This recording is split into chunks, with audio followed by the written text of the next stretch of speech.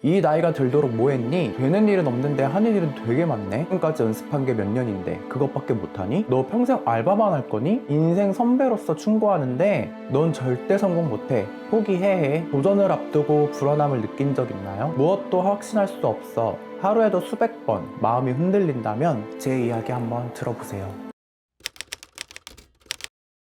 우리는 살면서 수많은 좌절과 실패를 경험하죠. 그리고 이 과정에서 많은 사람들이 큰 상처를 받고 힘들어합니다. 하지만 이러한 상황에서도 누군가는 이를 딛고 일어나 더욱 성장하기도 하고, 누군가는 주저앉아 다시 일어나지 못할 정도의 큰 트라우마로 남죠. 그런데 있잖아요. 누군가 너는 못해, 넌 안 돼, 그만 포기하는 게 낫지 않아? 와 같이 내 도전 정신에 태클을 걸고 나의 한계를 남이 정하려고 할 때 여러분은 어떻게 대응하시나요? 좌절과 실패를 겪는다는 건 스스로에 대한 신뢰가 깨지는 것이고 자신감이 낮아지는 상태의 나가 된다는 것인데요. 이와 같이 스스로에 대해 부정적인 자아성을 갖게 되는 상황에서도 더욱 성장하는 삶으로 이끄는 유형은 내부적 요인에 집중하는 사람인 것 같아요. 다시 말해, 경험 부족이나 노력 부족, 정보 부족, 인식 부족, 자만의 태도, 과대한 확신 등과 같은 이유로 좌절, 실패할 수밖에 없었던 요인들의 포커스를 두려고 하는 거죠. 반대로 트라우마로 남아 좌절한 상태에 머물러 있는 유형은 외부적 요인에 예민한 사람인 것 같아요. 다시 말해, 실패하면 사람들이 나를 어떻게 볼까? 라는 걱정과 두려움, 남들보다 뒤처지거나 비교했을 때 경쟁에서 나고 패배한 것 같은 부정적인 시선과 말들에 상처받는 거죠. 특히 이런 유형일수록 주변 사람들로부터 넌 안 돼, 네가 뭘 할 수 있겠어? 라는 부정적인 말에 동조되어 스스로의 한계를 정해버리기도 하죠. 그래서 이번에 준비한 이야기는 무엇이든 잘 해낼 수 없을 것 같을 때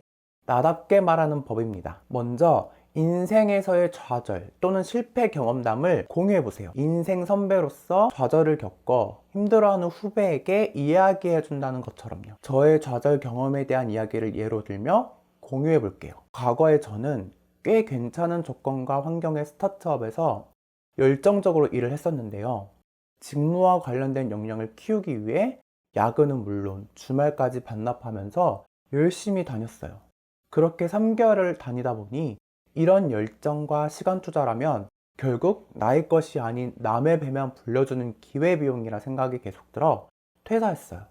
그동안 보여주었던 열정이라면 나의 것, 내 사업 아이템에 쏟는다고 할 때 뭐든 해낼 수 있는 자신감에 차 있었거든요. 모아놓은 돈이 없었기에 아르바이트로 생활비를 벌며 남은 시간을 활용하여 생각해 두었던 콘텐츠를 제작했었는데요. 평일, 주말 내내 육체적인 노동을 하니까 피로가 쌓여 퇴근 후면 낮잠을 자게 되고 계획했던 것만큼 시간 활용을 못 하더라고요. 그래서 아르바이트를 정리하자니 고정비용과 금전적인 문제가 생기고, 이대로 계속하자니 정작 내 콘텐츠에 시간을 쓰기보다 생활비 버는 일에 시간, 체력을 빼앗겨 주객이 전도되는 시간들이 점점 쌓이더라고요. 그렇게 현실에 부딪혀 보니 깨달았죠. 아, 열정만으로 안 되는 것도 있고 될 것도 안 되는구나. 왜 사람들이 엔잡을 하는지 알겠더라고요. 안정적인 직장을 다니면서 부수입원을 만들고 그렇게 부수입이 월급을 추월할 때쯤 엑시트 하는 게 맞는구나. 그런 현실 앞에 좌절을 하게 되었고, 주위의 걱정에도 나는 할 수 있어 라고 말했던 스스로에 대해 신뢰가 깨지고 나니 자신감마저 낮아졌죠. 그리고 나서 더 큰 문제는 미래에 대한 불안감이었어요. 이뤄낸 것 없이 시간만 허비한 것 같아 자책도 하고 후회도 됐거든요. 그리고 화도 났어요. 조언마냥 혼수두었던 지인의 말처럼 결국 난 해내지 못하고 실패한 거니까요. 꿈? 희망? 지금의 나는 현실에 순응해야 하는 거구나. 나는 안 될 사람이구나. 점점 스스로를 한계 짓고 무력하게 만들더라고요. 나 자신을 믿고 일을 벌였지만 결국 누군가의 말대로 잘 되지 않았고 내가 틀렸구나. 나는 실패했구나. 라는 생각에 좌절해 있으면서도 미래가 불안해지는 건 더 싫었어요. 어떻게든 다음 달 생활비를 벌어야 하며 현실을 살기 위해서는 취업을 다시 해야겠다고 생각했어요. 중소기업의 사원수도 20명 정도였고 최저시급도 안 되는 월급이었지만 집에서 가깝고 칼퇴 건장이라고 해서 지원했어요. 그렇게 면접 일정이 잡혔고 주말 동안 면접 준비를 열심히 해서 면접 날에 회사 주변에 일찍 도착해 있었어요. 그런데 면접 보기 몇 시간 전에 회사로부터 전화가 왔고 내부 사정으로 인해 채용이 미뤄져서 면접을 취소해야겠다 라는 거예요. 순간 벙 찌면서 갑자기 든 생각이, 사람 일이 안 풀리려면 이렇게까지 안 풀릴 수 있구나. 나 인생 망한 건가? 라는 의미부여를 하고 있었어요. 그렇게 전화를 끊고 어떡하지? 하며 다시 미래에 대한 불안감이 엄습해오던 때 생각해보니까 너무 억울한 거예요. 당일날 취소당한 것도 모자라 주말 동안 면접을 위해 준비했던 멘트도 보여주지 못하고 이런 현실에 당하고만 있어야 하나 싶은 거죠. 그래서 다시 전화를 걸어 억울함을 토로하며 면접 보게 해달라고 요구했어요. 담당자분이랑 다시 소통해보고 연락 주겠다 하며 끊고 나니 갑자기 현타가 오더라고요. 아니, 이걸 떼쓴다고 될 일인가? 회사에서 이미 결정된 사안이고 전달해준 건데 나는 왜 또 현실에 순응하지 못할까? 라는 생각이 들더라고요. 그렇게 다시 좌절하고 있었던 중에 전화가 왔는데 기존에 잡았던 일정대로 면접 보러 오라고 하는 거예요. 그렇게 면접을 볼 수 있었고 준비할 것들을 다 쏟아냈죠. 하지만 아직 기쁘긴 일렀어요. 면접만 본 것이지 채용 확정된 건 아니었으니까요. 그렇게 면접을 마치고 집으로 돌아가던 버스 안에서 최종 합격의 전화를 받았고 전화위복으로 취업에 성공할 수 있었답니다. 아르바이트가 아닌 정규직으로 커리어를 쌓을 수 있으니 차츰 마음의 안정을 찾을 수 있었죠. 그리고 회사에서 일 잘하는 사원으로 평가받을 때쯤 자신감도 되찾을 수 있었어요. 돌이켜보면 좌절했을 당시 자신을 자책하며 수치심까지 느꼈다고 했잖아요. 그런데요, 지금 와서 생각해보면 나의 그릇에 비해 욕심이 앞서 실패할 수밖에 없었던 선택이었던 것 같아요.